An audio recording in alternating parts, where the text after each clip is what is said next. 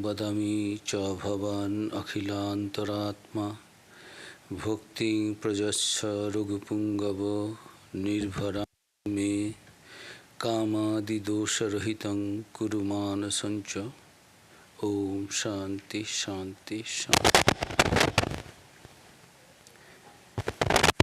O God, I tell you the truth, I have no other desire, and you being the inner self of all know it very well.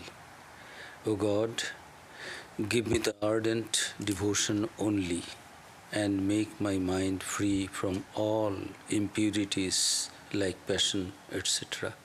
Om, peace, peace, peace. Good evening to all. It's nice to meet you again and having the opportunity to spend some time discussing on Bhakti Yoga and reading from Swamiji's Bhakti Yoga as the text.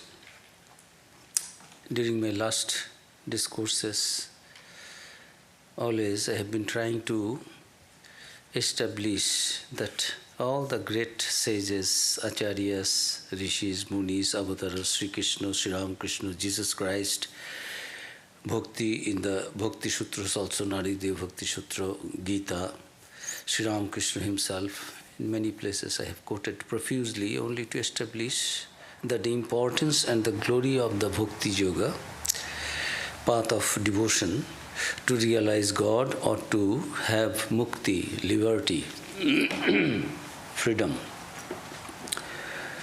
Whatever illumination we think of, nirvana, this Bhakti Yoga is the easiest and the most appropriate path in this Kali Yuga. That is what all the acharyas and avatars are telling. So there are so many paths.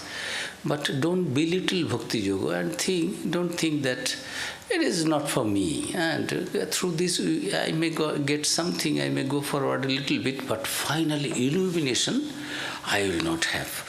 That is a kind of mistake and ignorance, and it is not good. So I have quoted from Sri Ramakrishna's Gospel many places that yes, God is all-powerful. If the devotees want at the end that yes, supreme devotion I have God, oh my dear God, now I like to enjoy the jnana, what jnana is also.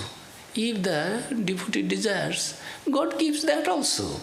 Supreme devotion and supreme illumination, knowledge, there is no difference actually. But people unnecessarily, they fight each other and try to establish that this is superior, that is inferior, that is this is this. So many things are there. These are all philosophical talks. They want to establish something. Shankaracharya always preaching about Advaita Vedanta. Vishishtadvaita is there. And he himself, how many wonderful stotras, hymns, shlokas, stavas, stutis, poems, devotional compositions. He himself, if you read that, you will end, stand on its end, your ears. So, this is wonderful. So, there is actually not any difference in the final, ultimate goal if the devotee wishes. But Sri Ramakrishna says, and in the bhaktis also, acharyas, they say that bhakti is such blissful condition. When you get that para bhakti, you don't bother for anything else, that I have something else to have, realize. What is knowledge, ultimate knowledge, illumination? What illumination? You have already within you and without. Everywhere you are seeing your deity, your chosen deity present everywhere. It is actually the kind of Vijnana avastha, going up to the roof, and after reaching the roof you find, oh God, the stair and other things which I did not like to stay there. I wanted to come to the roof, but now I find that yes, roof and the stairs, all these are made of the same materials. So, after going to the highest level of realization, Jnani, and one step further, what Sri Ramakrishna says is the condition of the Vijnani. You find, oh God, what is neti, neti, neti, not this, not this. Now it is iti, iti, iti. All is he, all is it, all is it. I am in everyone and everyone is in me. I am in God, God is in me, God is in everywhere. He is immanent, he is transcendental. So all this feeling automatically comes. You forget your fight and your divisionism and all this smallness, narrowness. So, last time I didn't get chance to quote some from Holy Mother Sharada Devi and Swamiji also. So now a little bit I will quote and then we will go to the text. Swamiji also today will read from the beginning what is Bhakti, definition of Bhakti. Swamiji himself is giving. He is telling something but he is also quoting profusely from different acharyas, different Bhakti sutras. So Holy Mother is just a few a few quotation. Pray to God with tears in your eyes whenever you want illumination or find yourself faced with any doubt or difficulty. Pray with your tears. The Lord will remove all your impurities, all your sufferings, assuage your mental anguish, and give your enlightenment. Holy Mother Sharada Devi. And once she said to her disciple, Mother, Jnanavaju, my child, how many people have experienced the goal of human life from that non-dual point of view? One or two. Mostly all others got it through Bhakti and Bhakti alone. Baba, how many people had got realization by following the path of jnana only? It is finally Bhakti. Just 99.9999% people experience that goal, spiritual goal, through Bhakti only. And Bhakti, as I wanted to establish and say, establish means it is truth. It is natural, it comes there. For our father, for our mother, for our teacher, for our seniors, grandparents, we feel a kind of respectful love. That is when it is aimed towards God, we call it Bhakti. So Bhakti is a natural thing that comes. You are not to impose something. You are not to practice follow some system, this, that. But Jnana, no, you have to think, I am not the body. I am feeling I am body, everything is real. No, this is a dream, this is something. All these things. You have to impose, you have to practice. By practice, imagination, today's imagination will be tomorrow's realization. But in Bhakti, automatically we feel something higher, senior, our father, mother, or teacher. And if I am born in a devout, pious family, automatically I go with my parents to different churches, mosques, temples, gurdwaras, here, there, all the places of worship, and a kind of feeling that there is a power, there is a creator. It comes. And there is a song in Bengali, Rabindranath Tagore, the famous Nobel laureate, Amar matha nato kore dao he Prabhu, tomar charan dhular tal. So, the ultimate Lord, Almighty God, you press my head, at your feet, the dust of your feet. Make me egoless. I should accept you, that it is your creation, you are preserving, you have created, and at the final stage you will dissolve everything. Everything has come from you, everything will go back to you. Here we are just witness of the divine play.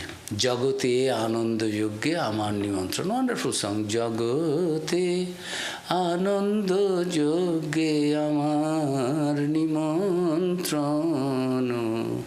I cannot sing properly nicely, but it is a wonderful song. That we are all invited. God has sent, Almighty God, the Creator has sent us, created with all our senses, eyes, this, and I am enjoying through my eyes all good things. And everywhere, the whole creation, it is a sacrifice, great sacrifice. Maha Yogya, Ananda Yogya. And this Yogya, this sacrifice is not something fearful, something terrible, something suffering. Out of ignorance we suffer. If we can deify all these things, we will find that no, it is actually Ananda Yoga. It is a blissful, great sacrifice going on everywhere, created by God. And as human beings, God has given us all our senses to enjoy this joy, Satyam, Shivam, Sundaram, this truth, beauty, goodness, all these things. If we think in that way, inwardly, a little intensely, then we will find that devotion is something that it comes naturally. Other things, you do karma. Why I will do karma? No, you help him. Why I will help him? No, he is also God. I do not see God. No, you impose God on him or her, and this poor the God, my God the poor, my God the needy, my God the afflicted. Swami Vivekananda I am quoting. Matri Devo Bhava, Pitri Devo Bhava, we have heard in the Rig Veda, in our Vedas, I give you 2 mantras. What are those 2 mantras? For Karma Yogis, this Daridra Devo Bhava, poor. God, my God, the poor. Murkha Devo Bhava, my God, the ignorant. Serve them like God. Shivogane Jiva Seva. Service to man is service to God. This you have to inculcate. Somebody is guiding you, you have to accept, all right. But bhakti is something, for anything higher, senior, we feel it. And here also, karma, why we will do karma? We need a little bhakti towards God. Otherwise, why I will impose God there? Why I will try to feel that God is there? I have to serve Him, not as a beggar, not as a needy one. I have to just invoke God's presence there. Something is there in the human being. Then it becomes karma yoga. And I will be detached. What is the karma? All good karmas, everything will be its fruit. Good, good, bad, bad. Swamiji also said, we know this. All our scriptures say this, karma vada.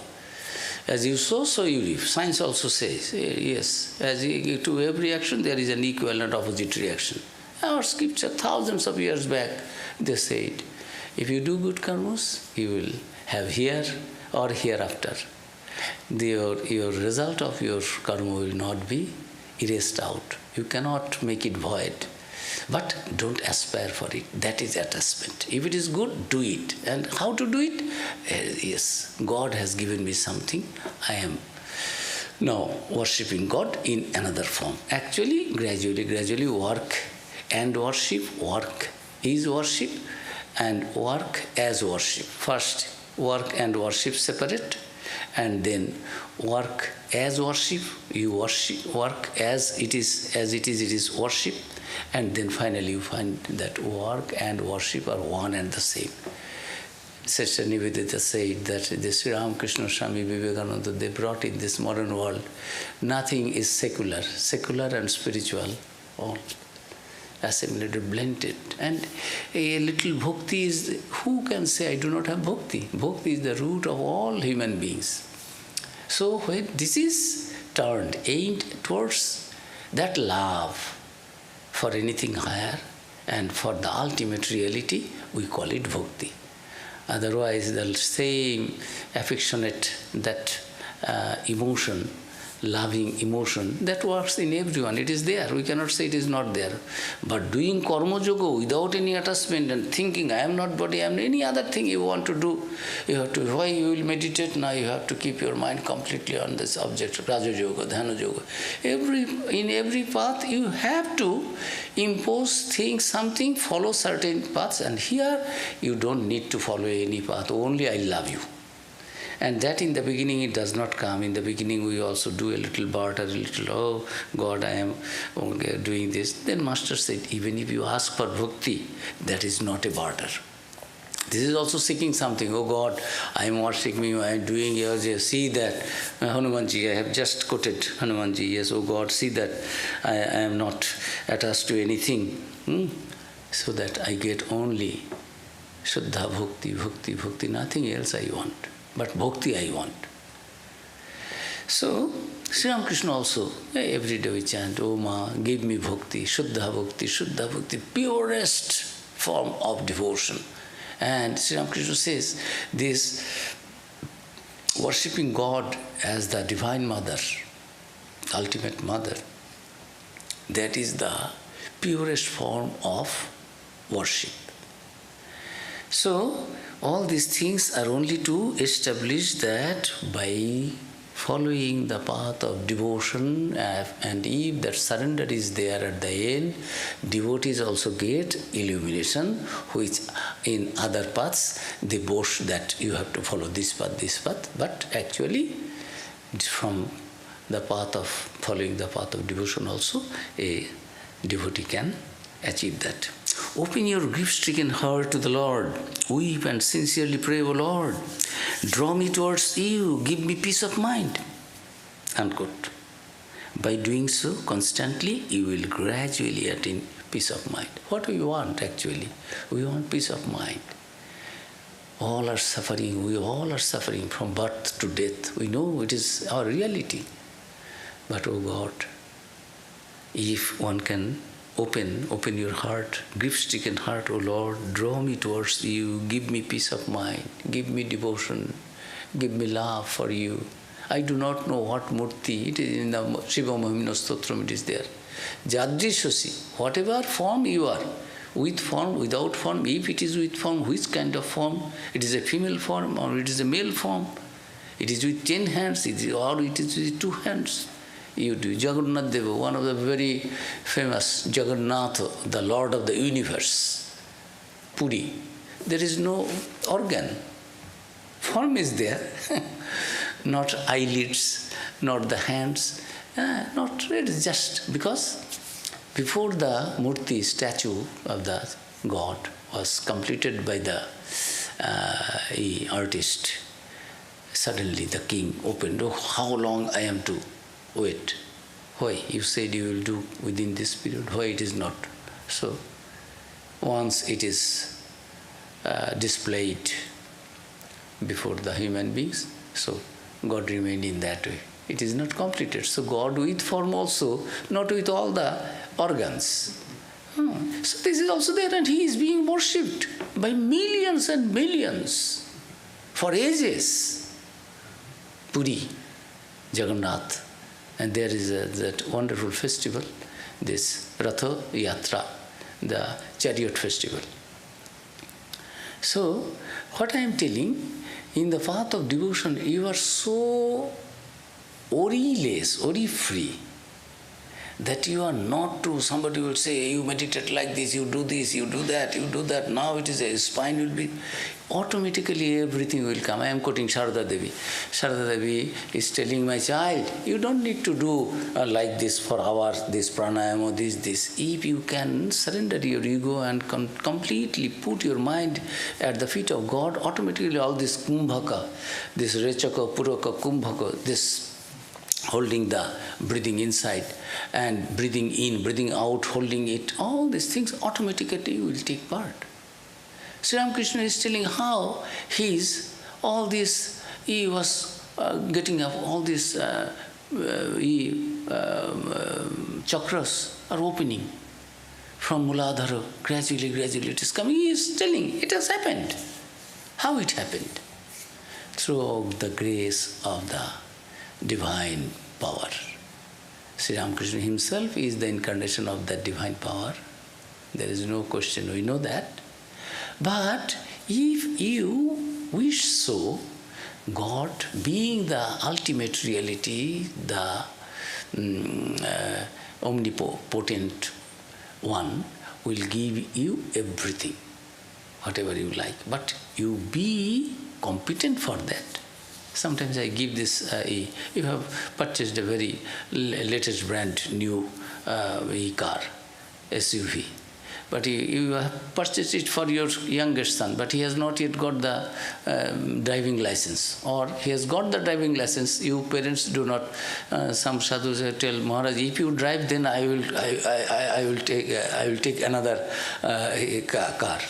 So, it happens. But father and mother has purchased it for the son, but not giving the key and allowing him to no, you get yourself ready, then only we will give it to you.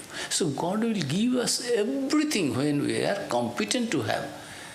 We have to qualify for that. And what is the qualification? Dependence, love, surrender. You don't need to do anything. Be egoless. Merge your own ego, small ego, individual ego, to that ultimate ego, that God. and whatever form you like. Path also is so open. Is it so easy? Yes, you meditate on the infinite, on something abstract, on formless. You can instruct. These are also paths. I'm not telling you, these are not. But Acharya still, if one glass of water is sufficient to quench your thirst and that will bring life back to your this dying body, then why you are unnecessarily, what is this water, it is H2 or this, that you don't need to know all these things. H2O, how much percentage of hydrogen, how much is of percentage of oxygen, what is the ratio, this, that you don't need. You drink and become immortal. And if you want to know, God will make you know when you are competent. Mother knows what is good for you. So, Holy Mother Sharada Devi, one who makes a habit of prayer will easily overcome all difficulties and remain calm and unruffled in the midst of the trials of life. Holy Mother Sharada Devi is telling, what they got, Sri Ramakrishna says, what I did, what I achieved, I am telling you. Naren, I can show you God. Why not? I have seen.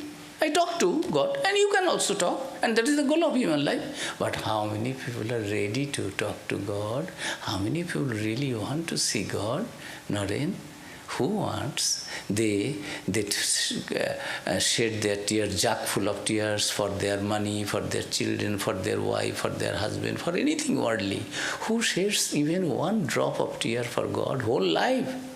Just put your hand on your chest and see. And we are telling, why God will not come? It's that easy thing.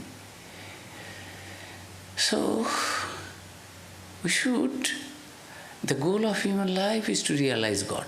With any formless, do something, begin the journey. Then one day it will come to an end. Start walking towards east.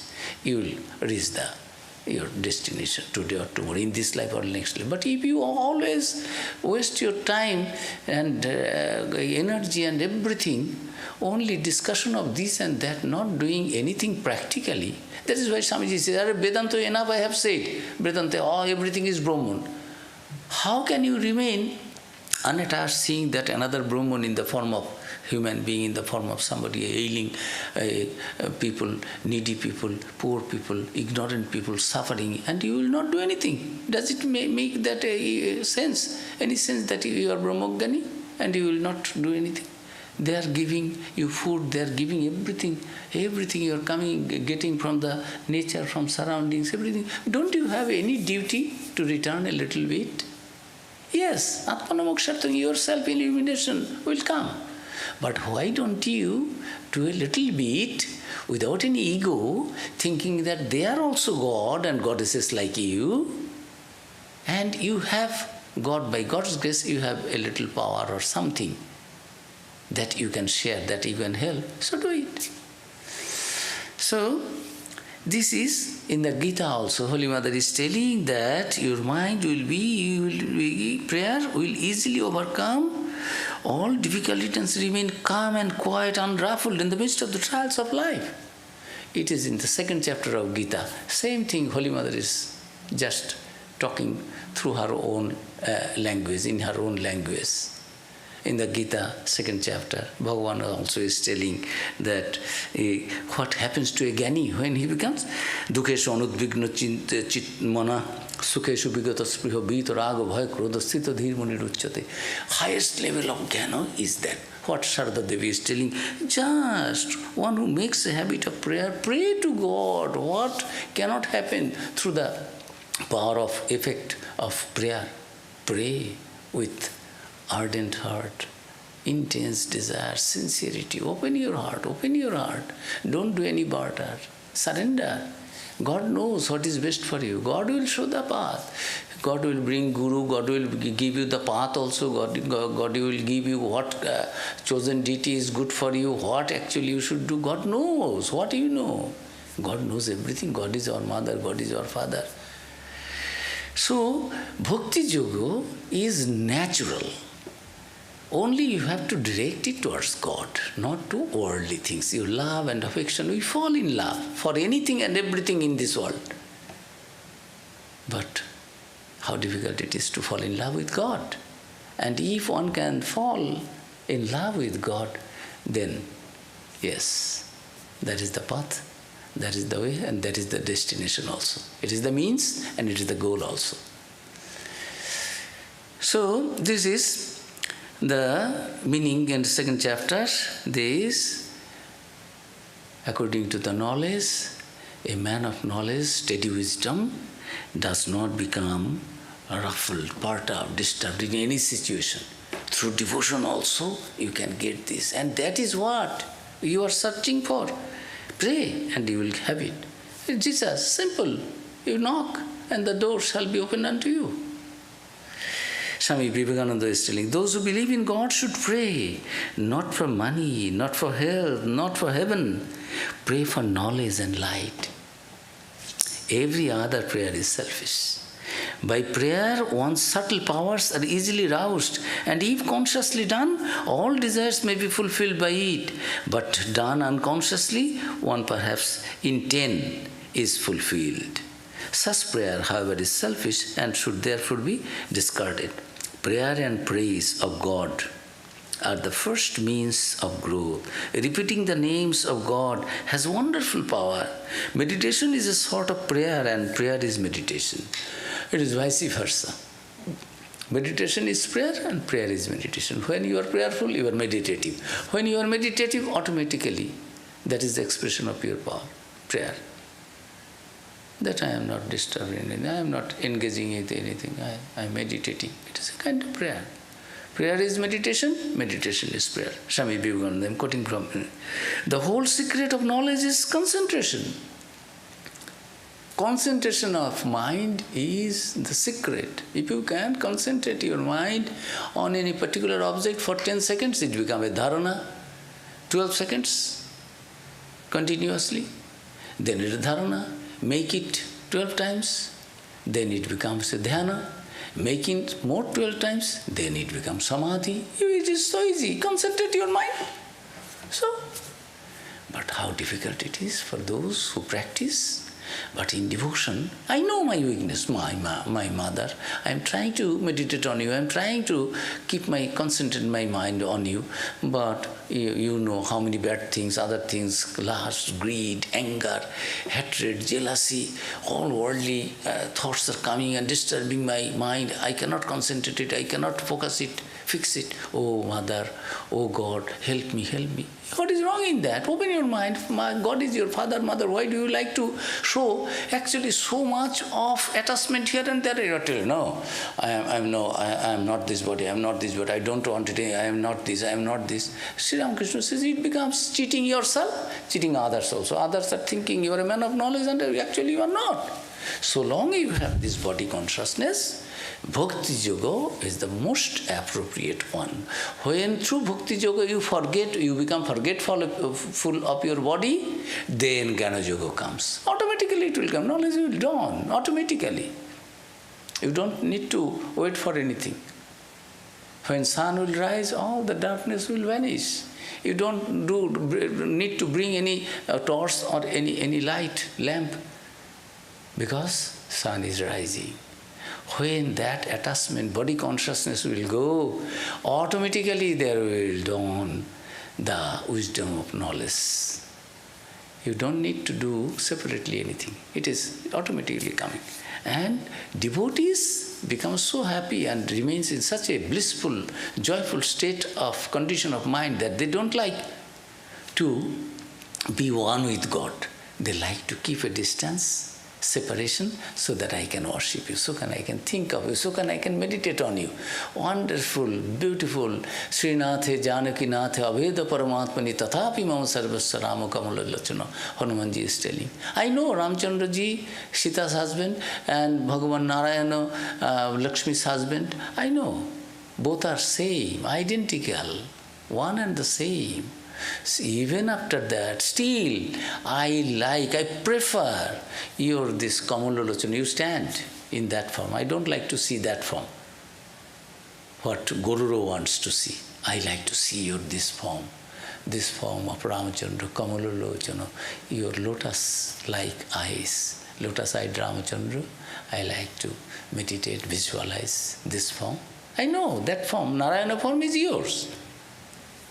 So, these devotees like to worship, pray to the object of its devotion, means its chosen deity, whatever form. So, these are some of the things. We will go on wherever it is necessary. Now today we read something from the text we begin with today. So, what Swamiji said, and we will find, oh God, what language Swami Vivekananda is using to glorify this Bhakti Yoga. And Bhakti Yoga begins with the mantra from Shvetashvetara Upanishad.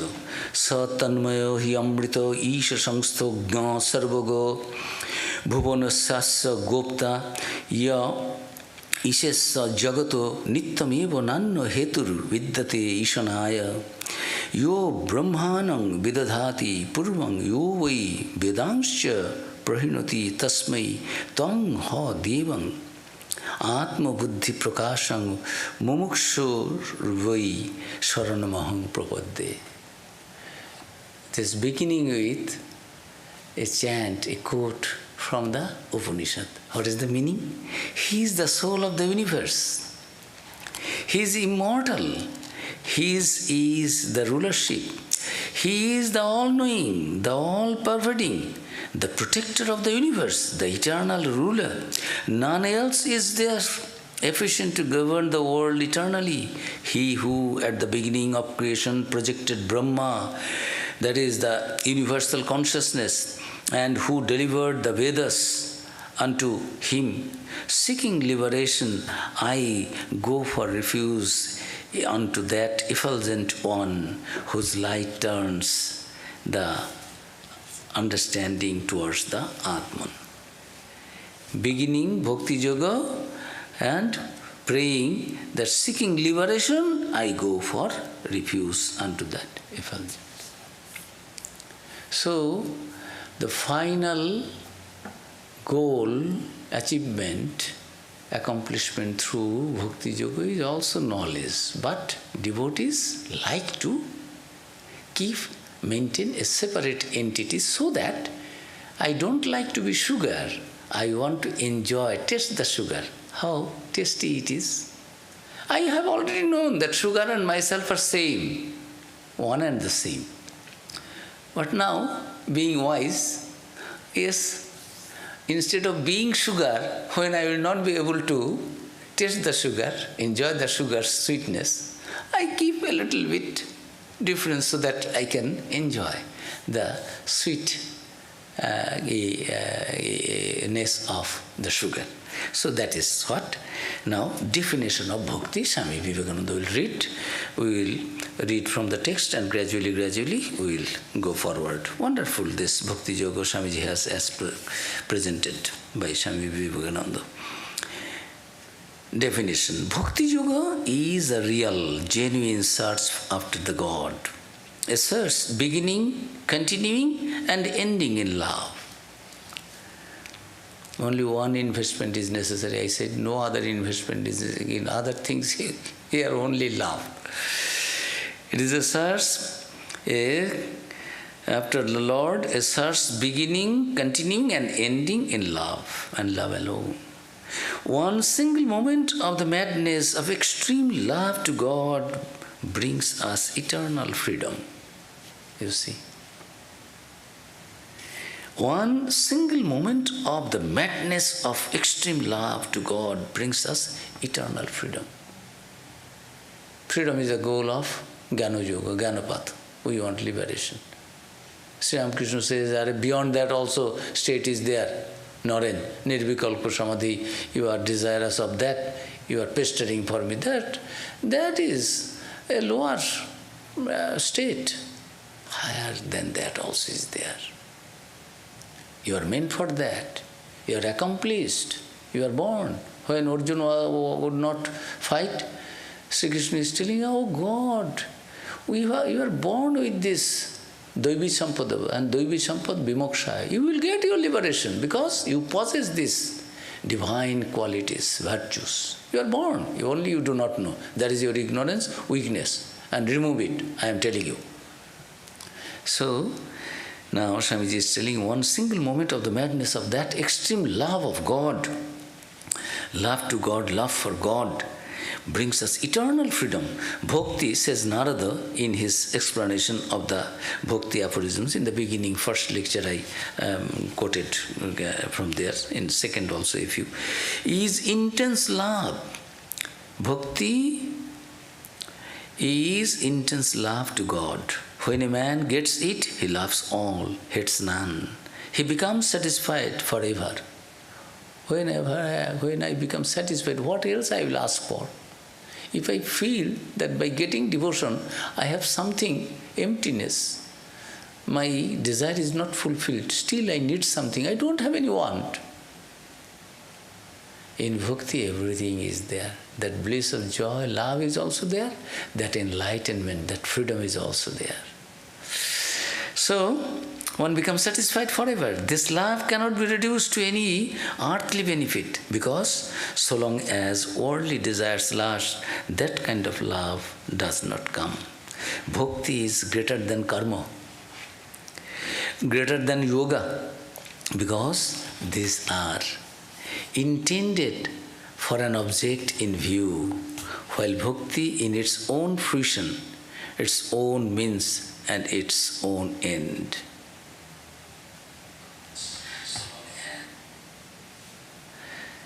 So, we continue. Bhakti has been, Swami Vivekananda, this was quoting Swamiji from Narada Bhakti Sutras, now Swamiji is continuing.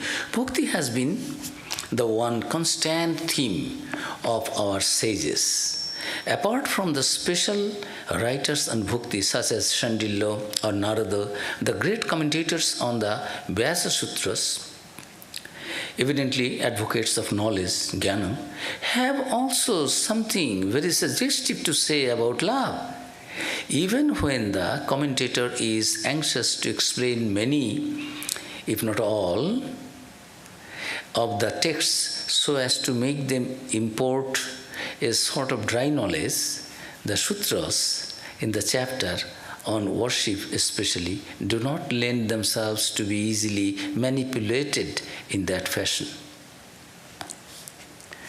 There is not really so much difference between knowledge, jnana, and love, bhakti, as people sometimes imagine. Imaginary, it is not real. Swamiji used imagine, as people imagine. We imagine I am separate from you. We imagine that I am weak. We imagine, we think I am body. I am not the body. Really I am soul. I am that absolute one, a part of that. And when I will know that, I will be feeling one with that ultimate one. So, these are, it appears to be apparent man and the real man. So, Swamiji is telling, as people generally sometimes imagine, we shall see as we go on that in the end they converse and meet at the same point. So also is it with Raja Yoga, which when pursued as a means to attain liberation and not as unfortunately it frequently becomes in the hands of charlatans and mystery mongers, as an instrument to hoodwink the unwary, leads us also to the same goal. There's something worldly they want to get out of it through this Raja Yoga, this. It is not that. It's also will bring you that ultimate joy and knowledge of the reality. And so also is it with Raja Yoga, which when pursued as a means to attain liberation. But many people use it, Raja Yoga, for many other things, worldly miracles, these, that, mystery mongers. The one great advantage of bhakti is that it is the easiest and the most natural way to reach the great divine end in view. This is the point. Bhakti is not an ordinary one. There are stages. We begin with the Vaidhi Bhakti, just beginning, primary level. We should not think we have become a great devotee, like Narada, like Hanumanji, like Ramakrishna, like many others. Sadhakas are there. Bhakti cult is there. In Indian philosophy, in thought, there is there. So many are there.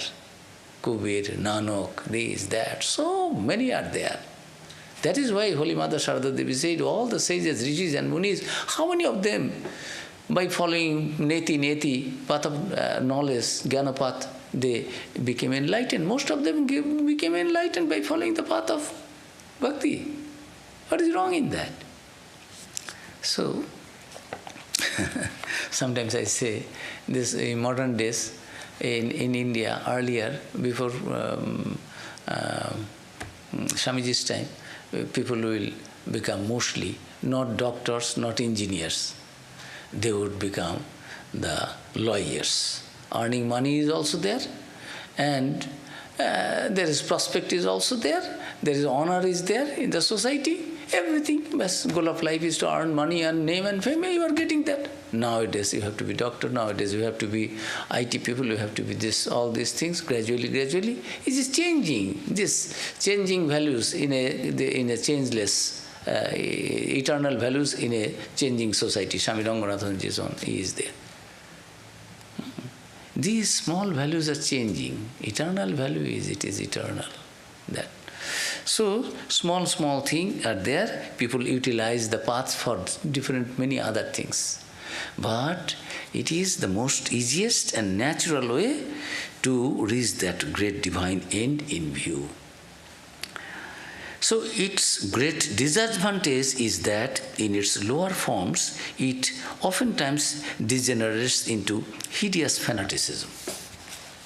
It brings fanaticism also. In most of the Swamiji now explains this fundamentalism, fanaticism, all this this bloodshed, hatred, jealousy. It is so many times we visit and attend this interfaith discussions, so that a little bit understanding, mutual understanding here is there. Sri Ramakrishna, Swami Vivekananda, how many lectures they gave, and again they did, and Sri Ramakrishna himself did so many sadhanas.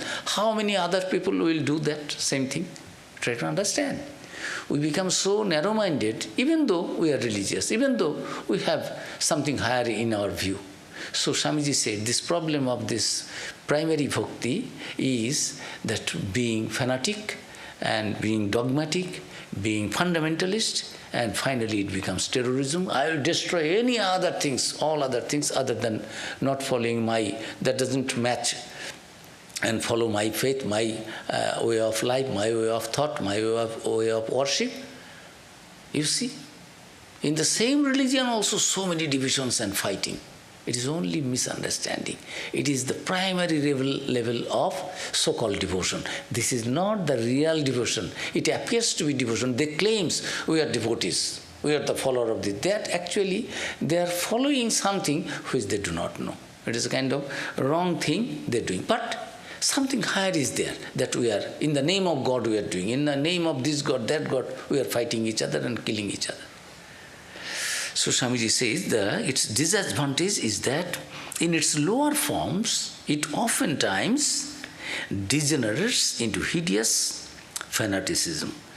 The fanatical crew in Hinduism or Mohammedanism or Christianity have always been almost exclusively recruited from these worshippers on the lower planes of bhakti. It is very easy to instigate them, to radicalize their mind. You are a great devotee, you do this, kill him, break this. All you hate others, break everything. You do not know, you have not got the ultimate knowledge, ultimate devotion, higher anything. You are just beginner, so they are misused in this way. That singleness of attachment, nishtha, to a loved object, without which no genuine love can grow, is very often also the cause of the denunciation of everything else. All the weak and undeveloped minds in every religion or country have only one way of loving their own ideal, that is by hating every other ideal. Rami is very clear, but he will establish But when devotion, according to this, our scriptures, it is so sublime. There is no place of hatred. There is no question of anything negativity, any breaking, any destruction. All positive, all inclusive, all constructive. So Swamiji is telling this every denunciation of everything else. All the weak and undeveloped minds in their every religion or country have always only one way of loving their own ideal, that is by hating every other ideal. Herein is the explanation of why the same man who is so lovingly attached to his own ideal of God, so devoted to his own ideal of religion, becomes a howling fanatic as soon as he sees or hears anything of any other ideal. Without thinking whether I should destroy it or not, without thinking whether there may be something good, without knowing anything, they will do. This kind of love is somewhat like the canine instinct of guarding the master's property from intrusion. And then Swamiji says, only the instinct of the dog is better than the reason of man. For the dog never mistakes its master for an enemy in whatever dress he may come before it. But people do not understand who is my well-wisher, and I think, oh, you have come in a different dress garb, so I misunderstand.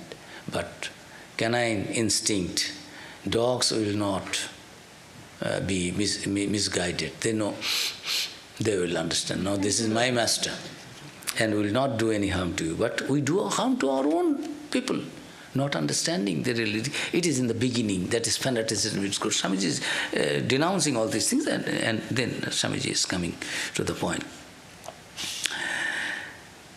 Again, the fanatic loses all power of judgment. Personal considerations are, in his case, of such absorbing interest that to him it is no question at all what a man says, whether it is right or wrong. But the one thing he is always particularly careful to know is who says it. The same man who is kind, good, honest, and loving to people of his own opinion will not hesitate to do the vilest deeds when they are directed against persons beyond the pale of his own religious brotherhood. Now Swamiji is coming. But this danger exists only in that stage of bhakti which is called preparatory, gauni. When bhakti has become ripe and has passed into that form which is called the supreme para, no more is there any fear of these hideous manifestations of fanaticism. The soul which is overpowered by this higher form of bhakti is too near the God of love to become an instrument for the diffusion of hatred. It is too near to God when you get parabhakti. No one can misguide you, no one can indoctrinate you for something wrong, no one can spoil your mind, poison your mind, degenerate your mind, because you are too near to God to be degenerated, to become a bad instrument of carrying hatred and jealousy and anything wrong, ill feeling towards others. So it cannot happen when your mind is purified, and gradually, in the beginning, initial stage only, you are a devotee of some faith. I am also devotee of some faith. I will criticize yours, you will criticize me. If needed, I will take your head, you will take my head. This is fanaticism, dogmatism. But Swamiji says, this is one misadvantage is there in devotion, but it is in the beginning. They don't bother for any kind of logic, irrational, no rationality, no logic, no second thought, no thought of something higher. But that is in the very lower level. When you get the parabhakti, purify your devotion towards God and God alone, then nothing wrong can happen through your body and mind, through your activity. You cannot do anything wrong. It is not given to all of us to be harmonious in the building up of our characters in this life. Yet we know that character is of the noblest type, in which all these three, knowledge and love and yoga, are harmoniously fused. It is found in Holy Mother's life, in Master's life, in Mother's life, in Sri Krishna's life, in Ramchandra's life, Gyan, Karma, Bhakti, Yoga. Everything is there. They are not always absorbed in devotion only, oh Haribol, I will not do anything, oh what you do. They are all engaged. About Sri Ramakrishna Swamiji said that karma kalevaram adbhuta chestam. Whole life he was in meditation and samadhi. Even after that, Vivekananda is telling, adbhuta chestam. What wonderful, unique ways of your activities we have experienced. We saw you day and night. You are busy and absorbed in samadhi, in the thought of your formless self, ultimate self, reality. Again you are busy in worship with all your heart and sincerity with your tears. And again you are karmi, doing good to each and everyone, day and night, speaking and speaking to others. Although you have got throat cancer, doctor has said, don't say any word. But karma kalevaram, the whole body, the form is full of karma. Adbhuta chestam, wonderful, unique endeavors, undertakings, new people coming, always guiding them towards something higher, without any distinction, Hindu, Muslim, Buddha, Christian, Jain, Parsi, educated, uneducated, raw, matured, ripe, good, bad, nothing. Male, female, fallen one, a sinner. No, they did not see. So all the prophets, all the avatars, incarnations we find, they are full of love for each and everyone. Whatever knowledge they have got, they percolated it, gave it, handed over it through love. I am a yogi, I am giving you that knowledge out of my love and compassion. Love is the basis of all this creation. Out of love, God has created this universe. And out of love, this is sustained. And out of love also, when our duty is over, there is dissolution, final dissolution. So love, love, love, that divine love is everywhere, here and hereafter, whether we understand or not, and it is very natural. Rasa, boiso, that ultimate reality is the source of all love. Rasa, rasa means joy, love. That is why we love each other. It is there in the Viravadananda Upanishad, why the husband loves wife, why the wife loves husband, why the mother loves the child, why the child loves the mother, father, this, that, friend. We do all these things because in every one of us there is a small spring of love which is connected with that ultimate source of love, which you call God, which you call Brahman, which is this Brahmanandam, that Ananda, absolute bliss. So we will not continue today, I will not linger it, we will continue it later on. Two lines more and I finish.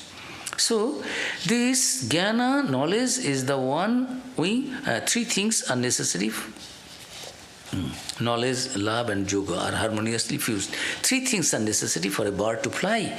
The two wings and the tail as a rudder for steering. Jnana, knowledge, is the one wing, bhakti, love, is the other wing, and yoga is the tail that keeps up the balance. For those who cannot pursue all these three forms of worship together in harmony and take up therefore bhakti alone as their way, it is necessary always to remember that forms and ceremonials, though absolutely necessary for the progressive soul, have no other value than taking us on to that state in which we feel the most intense love to God. Ceremonials and forms. In the beginning, we need all these things only to achieve that ultimate love, most intense love to God. It is not to fight with others. It is not to make division and division and division. All these things make our mind narrow and narrow. All these things in the beginning, what we needed according to our understanding and capacity, finally only to help us. We read the alphabets only not to remain on the alphabetical level in the KG or nursery level. It is only a stepping stone.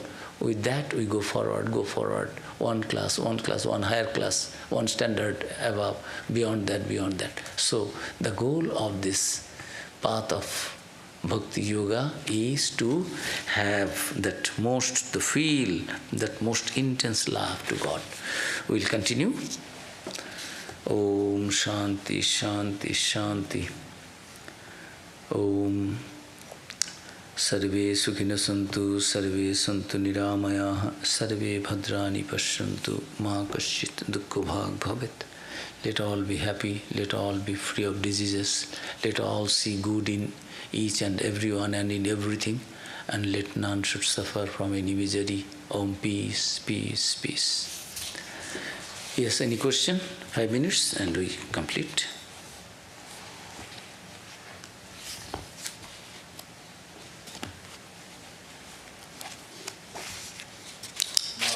One interesting question has come from the live stream. Yes.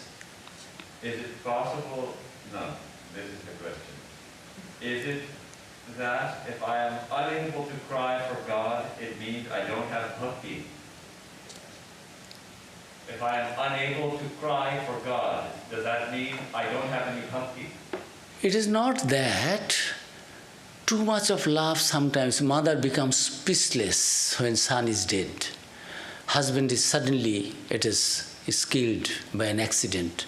Wife becomes completely stunned and cannot say anything. What to speak of tears? Cannot utter any word. It doesn't mean that he or she is heartless. It happens. But it is not something, it comes automatically. If I love God, it automatically comes. And tears mean there are 2 types of tears. I have committed nothing wrong. I will not shed tears of repentance. Oh, my mother has come, my God has come, my chosen deity has come. It is a joy of love and devotion, joy, and another one is joy of tears of grief. So people are divided. It is not that I cannot weep. That is, I cannot weep. You will not fool. It is not something that you are taking an effort. Seeing my mother, suddenly if I am enlightened now, my chosen deity comes and it automatically it will come. It is not something that I am to do. It will voluntarily come. Joy, happiness, bliss, peace. It is not that I have to have self-effort. If I really love God, during the spiritual different stages of practices, we will automatically, today I am not shedding a tear, a drop of tear, for anything and everything. One day will come. Swami Vivekananda, such a Vedantist, at the end he was telling, oh, don't disturb me. You people take decision what is good, what you will do. No. Ma knows. Pray to mother, ma knows. Mother knows. Everything is mother. Nothing he himself is taking any responsibility of doing anything. Mother knows everything. So it is not that voluntarily he is doing something. Intentionally he is doing something.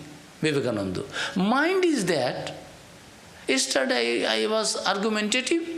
Today mind is in such a condition that all my arguments are over. In the Gospel of Ramakrishna, A.M. is writing, till now I have been having a fight with Sri Ramakrishna, arguments, this, that. But now I find there is no base. What he says, now devotion has come, humility has come. I am asking this question humbly, sir, this, that, all humility, love, devotion, which automatically generated during the course of their discussion, conversation, which was absent in the beginning. So, spiritual practices, devotion, if one practices, it will automatically come. Shedding tears to show mechanically, it doesn't make any sense. It is not mechanical. When son has come home back, mother is shedding tears, nobody has asked. Or son is after a long time After 5 years or 10 years, mother was somewhere or father was in jail. Today, father, mother, husband, wife, all are getting united together outside the jail, prison home. Automatically tears are coming. It is not so. It is not that I have to take. So those who are devotees, they will not bother whether tears are coming or not. It is something that automatically comes. When it will come, it will come. But love should be there. Yes? I have a question about the role of suffering in bhakti. Like Kunti was always praying to Krishna, always keep me kind of in suffering so I will never forget you. Right? And so, for us, if everything's going hunky-dory and, life is smooth, it's easy to forget God, but when things are difficult, then we're thinking, oh Lord, please help, this is, I'm getting crushed by the world. You know what I mean? Does that make sense? Please repeat again a little bit. Well, I guess, what do you consider the role of suffering in bhakti? Like if everything's going well, maybe we don't think and pray to God. Yes. That is why Holy Mother also said, Swamiji also said, we learn more from suffering. Our mind turns to God only when we suffer. In the Mahabharata also, Mother Kunti of the mothers of the Pandavas, when she was being blessed by Sri Krishna, asked for some boon, she was asking for suffering, misery. Then said, enough misery you have. 12 years you have been in the jungle, 2 years underground, and you have been out of the throne so many years. Mother, why you are asking for it? You take something so that you can enjoy the royal dish and royal palace and all these things. Sri Krishna, I have been suffering, that is why never I forgot you. Always I remembered you.